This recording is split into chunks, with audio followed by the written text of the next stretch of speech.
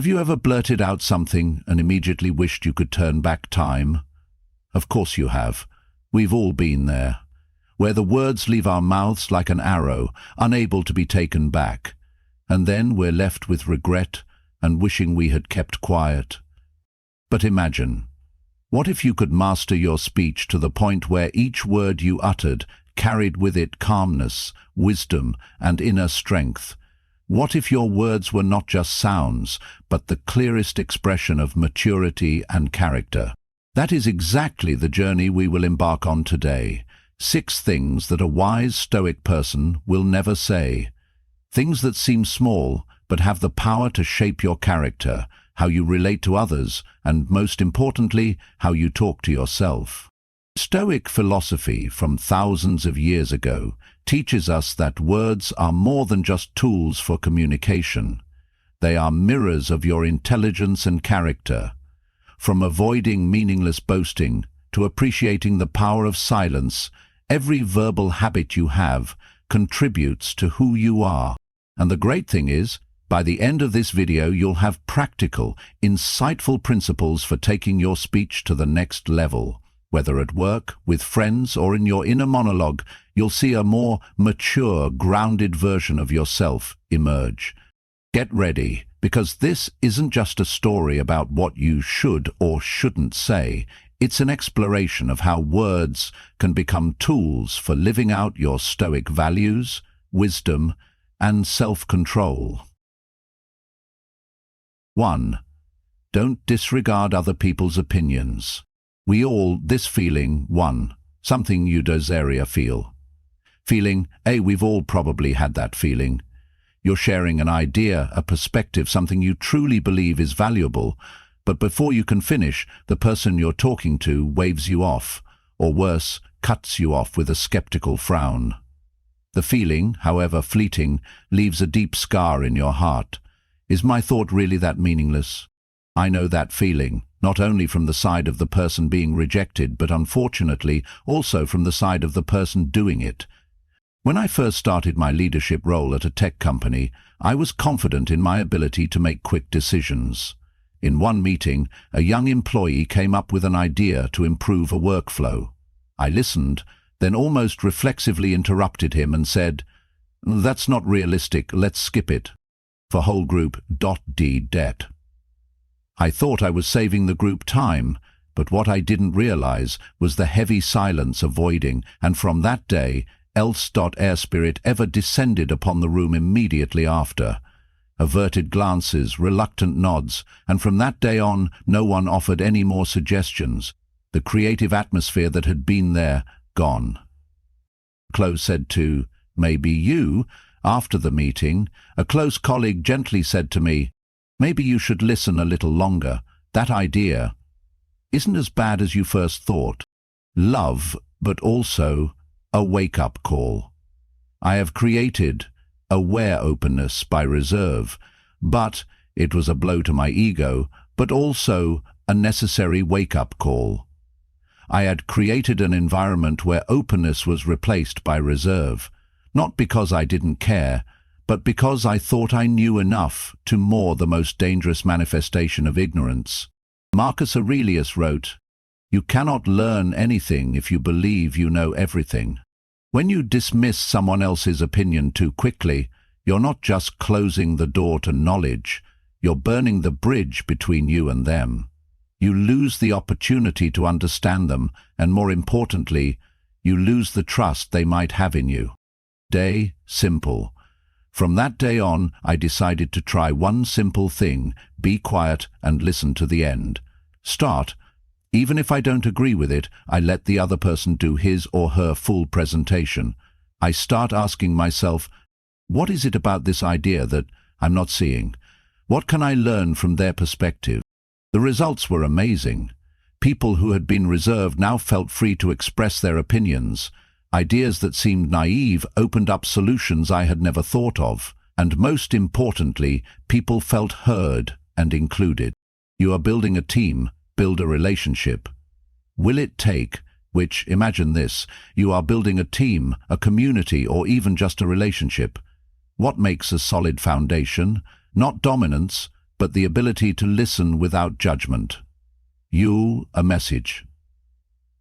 Ghetto say, the contrary, when you have be enough and humble enough to change your mind when needed, when you refuse to listen, you are sending a very clear message.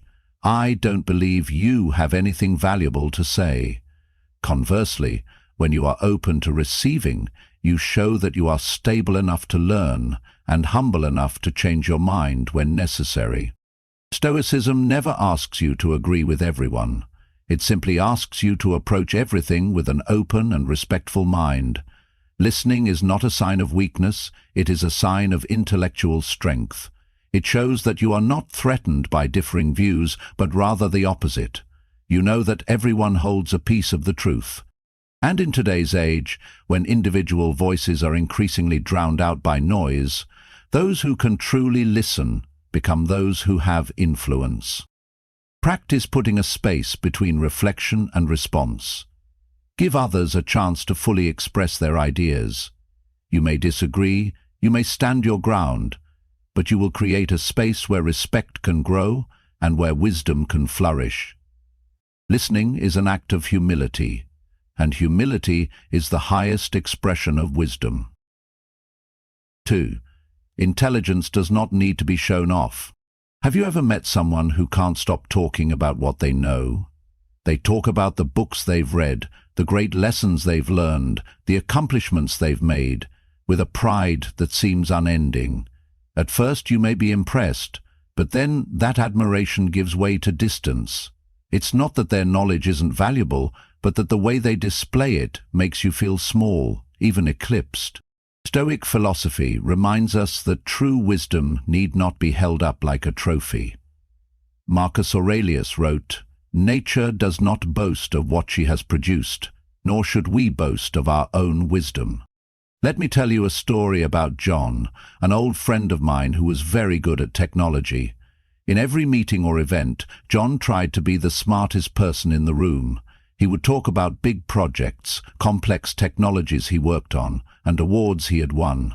At first, people were fascinated, but over time everything he shared began to sound more like a show-off monologue than a genuine conversation.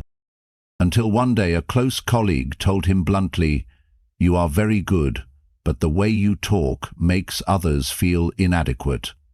That statement became a turning point. John realized that in his effort to be admired, he was unintentionally building a wall between himself and others. This is a trap that many people fall into. When you want to share what you know, stop for a moment and ask yourself, am I sharing to help others or to be recognized? If your goal is to connect, to spread value, then go ahead. But if, deep down, you're looking for admiration, check. Because in fact, when you brag, you not only dilute the value of your words, but also unintentionally build an invisible distance between you and the other person. Instead of inspiring, you can make others feel judged or compared. So how does Stoic philosophy help us escape this trap? First, let your actions speak louder than your words. If you truly have knowledge, it will automatically show through the way you solve problems, the value you bring, without you having to point it out. Second, practice humility. Humility is not about lowering your self-worth, but about giving others the opportunity to discover that value for themselves through interactions and experiences with you. Third, listen. Listening not only helps you learn more, but it also shows respect and connection. In Stoic philosophy, silence is not a sign of ignorance. It is a sign of confidence and inner wisdom. John eventually got the hang of it. He started talking less about himself and more about the stories and experiences of others. He stopped trying to win every conversation and focused on contributing humbly. And amazingly, when he talked less about himself, people began to seek him out, not just for his knowledge, but for his honesty and the spirit of collaboration he brought. You show it. Avoiding bragging doesn't mean you have to hide your abilities. It just means you show them in a way that makes others feel included rather than measured. Acknowledge that reflect. Stoic philosophy reminds us that our words reflect our inner nature. When you choose humility over arrogance, quality, but also inspire, that can become you not only improve your own dignity, but also inspire others to become better. So the question is, what do your words say about you? The answer can shape your entire path to adulthood. 3. Complaining without purpose. The key to inner corrosion. There is a kind of fatigue that comes not from work or physical exertion, but from being around someone who complains all the time. Complaints, even if they start out small, can become an acid rain that wears down the spirit of both the speaker and the listener. We've all been there. There are days when everything seems to be against us. The weather is terrible, the co-workers are irresponsible, the traffic is jammed, the meeting is endless. And so we start complaining as a way to de-stress. But the problem? We're not actually releasing anything. We're just stewing in our frustration and inviting others to share the burden with us. Meet Peter and Hasse Habitananoi's coffee about then complainter thing. Background music, background repeat, not leading to a middle-aged man, intelligent, experienced and respected by his colleagues. But he had a hard-to-break habit, constant complaining, about the coffee machine that was always broken, about unreasonable superiors, about the slowness of others. At first, people listened, sympathized, but then the complaints became a gloomy, repetitive soundtrack that did not lead to any change. Asked Peter frankly. One day, a colleague asked Peter bluntly, "I understand your frustration, but have you done anything to improve those things?" The question was simple, but it struck Peter like a bolt of lightning into the silence he had been avoiding. He suddenly realized he wasn't looking for a solution. He was just repeating his frustration as a way of proving that the world was unfair. And while he was complaining, he was also unintentionally sowing the seeds of weariness in those around him. Stoicism doesn't forbid you from feeling uncomfortable. Stoics aren't emotionless people, but they do emphasize this: if you can't control something, refuse to let it control you. Marcus Aurelius once wrote, "You have power over your mind, not over circumstances. Realize this and you will find power." Complaining without action is just an echo of helplessness. It makes you a victim of circumstances instead of the master of your own destiny. It dulls your ability to act, making you believe that there is nothing you can do but complain. So how to escape this cycle? First, practice self-questioning. Every time, whenever you feel frustrated, can I change this? If not, no complaints, then let it go.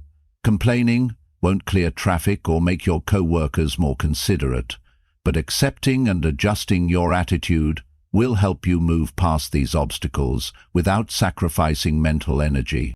Second, if the answer is yes, take action. If a process is confusing, suggest improvements. If a friend is not listening, have a frank conversation. A sincere suggestion is worth 100 times more than a passive complaint. Stoicism teaches us that action is more important than immediate emotion. Third, learn to transform your emotions. When you're frustrated, instead of repeating, "Why does this always happen to me?" try asking, "What is this teaching me?" Every challenge, no matter how small, has a lesson. About patience, flexibility, letting go. Complaining blinds us to those lessons, while reflection helps us uncover them. Back to Peter. After that conversation, he began to change little by little. When things didn't go his way, he didn't rush to complain. He asked himself, "What can I do right now?" Instead of complaining about management, he proposed new ways of working. Instead of getting frustrated about traffic jams, he listened to philosophy audiobooks and practiced deep breathing. Gradually, his words became quieter, more powerful, because they came from a place of initiative, not complaint. The result? Relationships with co-workers improved. People came to him for advice. No one avoided him in the cafeteria for fear of being sucked into a complaining frenzy. And most importantly, Peter felt empowered again, not externally, but internally. The Stoic is not someone who never complains, but someone who knows when a complaint is necessary and when it is just an unconscious reflex. Silence can be a form of power. If you must speak, let your words carry action, solutions, or at least insight, because in the end, you are not what happens to you, you are how you react to it. 4. Don't deny mistakes. Courage to face the truth. Ability. There is a very human instinct. When we are wrong, we want to hide. We blame the situation, make excuses about pressure, or simply keep quiet and hope no one notices, because deep down we are afraid that if we admit our mistakes, others will think we are weak, incompetent, and untrustworthy. But the truth is, denial doesn't hide the mistake, it only prolongs the pain. I used to think that admitting mistakes was a sign of weakness, until I made a big mistake. On a major project, I ignored early warnings, pushed the team to meet deadlines, and left out a crucial technical detail in the report. The result? The proposal failed. My team was reprimanded, and in that moment, my ego kicked in. I wanted to blame the rush, the unclear process, anything but me. But then, looking into the disappointed eyes of those who had placed their trust in me, I knew running away was just adding another layer of error to the error. Marcus Aurelius wrote, "If someone points out that you are wrong, be grateful, for the truth hurts no one." Admitting mistakes is not an act of weakness. It is the clearest sign of inner strength, because only those who are strong enough dare to admit that they are wrong and choose to face it instead of running away. Meeting Lucchese and IR. When I walked into the meeting room, I looked at my teammates and said, "This is my fault. I rush things too fast and I miss the important thing. I'm sorry." No more light eyes, no more silence. Instead, the atmosphere changed instantly. No more scrutinizing eyes, no more tense silence. Instead, there was relief, and then a colleague turned to me and said, "Thank you for saying that. Let's fix it."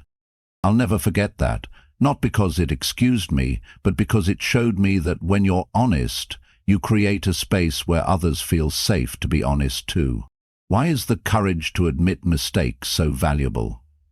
Because in a world filled with pressure to look perfect, admitting mistakes is a countercultural act.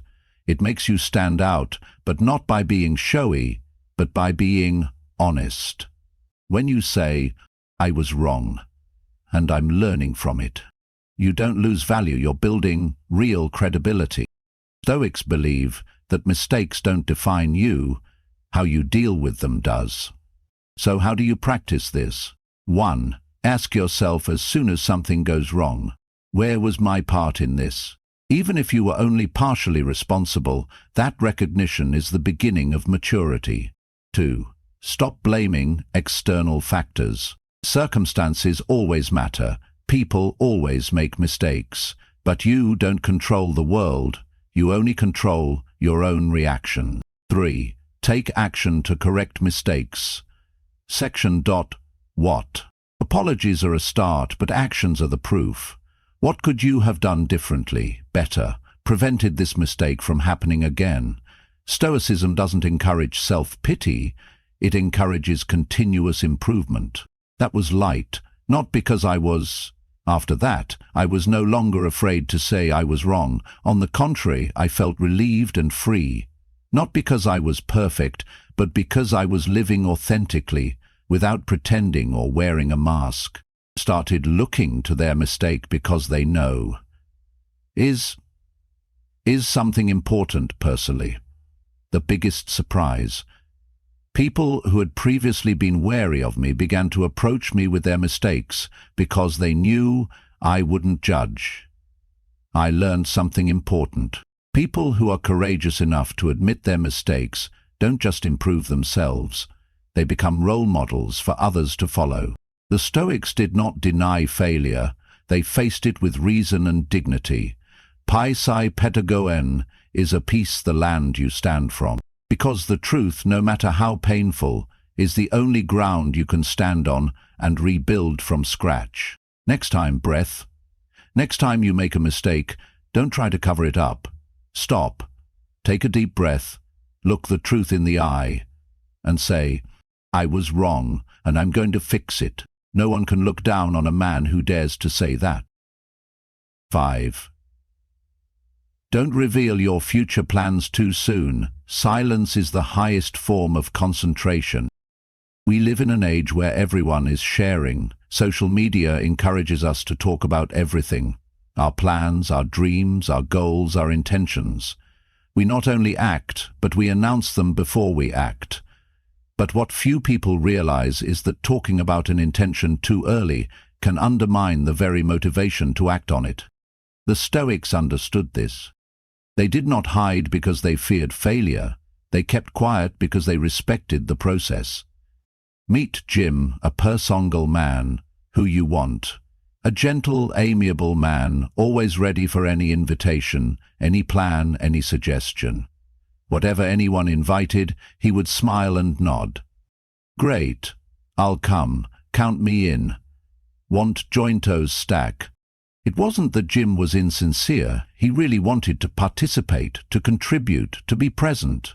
But then life got busier than expected, promises started piling up, and slowly Jim forgot his schedule, was absent, and began to lose credibility. It disappointed him. No one was angry because he didn't come. They were disappointed because he had promised. His words gradually lost their weight, it from charity consequences. Although it was well-intentioned, it had the opposite effect that Jim wanted. People began to not believe much in what he said anymore. Stoic philosophy teaches, do what is right. If you are not sure you can do it, don't say it. Not because we should be closed off, but because words are a form of energy, and if you use them to describe the future too much, you can drain the inner energy needed to build that future. Why is talk less, do more so important? 1. Because speaking out gives the illusion of achievement, that you, one big you, get before to work. Firecrackers, that early in fact you have not gone the first. When you tell people you're going to write a book, start a business, or start a big project, you get accolades before you've even started. That early applause tricks your brain into thinking it's done, when in reality, you haven't even taken the first step. 2. Because silence helps you stay focused. When you don't announce your plan, you keep control of it for yourself. You don't have to force yourself to live up to the image you've announced. You can flexibly adjust, change, try, fail, learn, without the pressure of having to save face. 3. Because humility breeds inner strength. You don't need anyone to acknowledge what you will do, you just need them to feel what you have done. The Stoics knew that true value lies not in promises, but in quiet, consistent, and effective action. So, how can we live more deeply with talk about the future? Delay sharing until you've started, did you? Results with it. There's no need to hide it, just take your time. Once you're on the journey and have some initial results, you can share with confidence. Because you're speaking from experience, not from prediction. If you must share, share responsibility, not reputation. Key idea.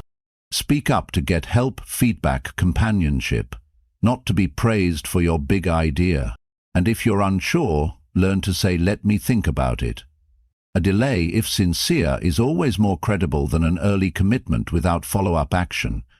Jim, after a gentle rebuke from his best friend, began to change. He learned to say no with kindness. He stopped promising things. He said yes only when he knew he could deliver. And the amazing thing was, people began to respect him more. Not because he was everywhere, but because when he said, "I'll be there," they knew he would be there. The Stoics believed, silence is not an absence, but a sacred space where what is truly important is nurtured. Let your words become so sacred that, when you say something, others feel it is true. Act first, achieve later. And if you must talk about the future, speak with humility, not expectation. Because sometimes the noblest thing you can say to the world is, "Watch me do it." 6. Empty promises. The price of being careless in words. Simple form, one of the types of bondage be sound coming from. Promises are one of the simplest forms of communication, but also one of the strongest, because a promise is more than just a sound from your mouth. It's an invisible commitment that others trust you to keep. The problem is we often take them for granted. We say, "I'll call you back," "I'll be sure tomorrow," "I'll see you next week," etc., without even realizing it. Not because we're intentionally being deceitful, but because we read too easy on ourselves with our words. And then what happens? The broken promises start to pile up. At first, it's a few missed appointments, a few unanswered emails, a few promises you got too busy to keep. But over time, something happens quietly. The level of trust others have in you starts to diminish, little by little. Greg is a classic example. A middle-aged man, competent, kind, and dedicated, but he has a weakness. He says yes too easily. He promises his team he will review a report today. His daughter, he will be at the school performance. His friends, he will attend a weekend event. Greg wasn't lying, he really meant all of those things. But he forgot that good intentions don't make up for inconsistent actions. Gradually his words lost their weight. People started to cut corners when he said yes. And worst of all, his young daughter, after he missed another deadline, left him a handwritten note. "We just want you to mean it when you say you're coming." A simple sentence, but with a weight that no other word can match. Greg woke up from a dream and realized he didn't have to be perfect, but he had to be real. Stoic philosophy teaches, if it is not right, do not do it. If it is not true, do not say it. Marcus Aurelius. A promise is an extension of character. When you make a promise, you are reaching out and saying, "Trust me." If you fail to deliver, it is not just a mission left unfinished, it is a crack in the foundation of trust. So how can we be more responsible with our words? First, take a moment before accepting. Ask yourself, energy and commitment to to calendarto do well in that frame. Instead of nodding your head out of habit, ask yourself, do I have the time, energy, and commitment to do this? If the answer is no, don't just say, "I'll do it." Try, "I need to check my calendar and get back to you," or "I'd love to, but I'm not sure I can do it well in that time frame." Second, learn to say no with dignity. You unwise. You don't have to take everything for granted to be loved. The wise know that clarity is more valuable than temporary comfort, than one unrealistic promise. A timely refusal is more trustworthy than an unrealistic promise. Third, if you make a promise and don't keep it, face it. Apologize sincerely, explain briefly, and suggest an alternative. Taking responsibility not only minimizes the hurt, but also restores trust. Began to change, to true you more, friend, more honest, important. Greg then began to change. He stopped nodding his head reflexively and instead agreed only when he was sure. He spoke less, but every word he said was true. Gradually his colleagues trusted him more, his friends appreciated his candor, and most importantly, his daughter smiled when she saw him in the audience. A promise is, after all, a personal statement. Friend more, you little more, big things. And promising have origin and known natural power. The more you keep the little things, the more others will trust you with the big things. In an age of cheap talk and over-promises, people who are principled and keep their word exude natural strength. The Stoics did not need to say much, because they knew real value lies in action. And when you say something, let it carry the weight of truth, seriousness, and dignity. Together we've gone through 6 things that a wise, thoughtful person will choose not to say. Not because they're afraid to say it, but because they understand the power of words lies in when to speak and when to keep quiet.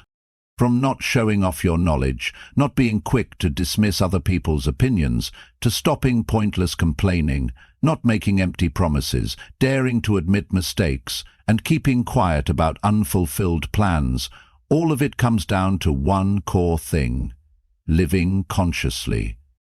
For the Stoic, words are not mere attention-getting devices, they are expressions of character. One extra word can break a connection. One too few words can cause us to miss an opportunity, but the right word at the right time can heal, build, and guide. Marcus Aurelius once wrote, "Speak as if it were the last time you would ever speak." If each sentence is a brick, then you are the one building your image in the eyes of others and in your own heart.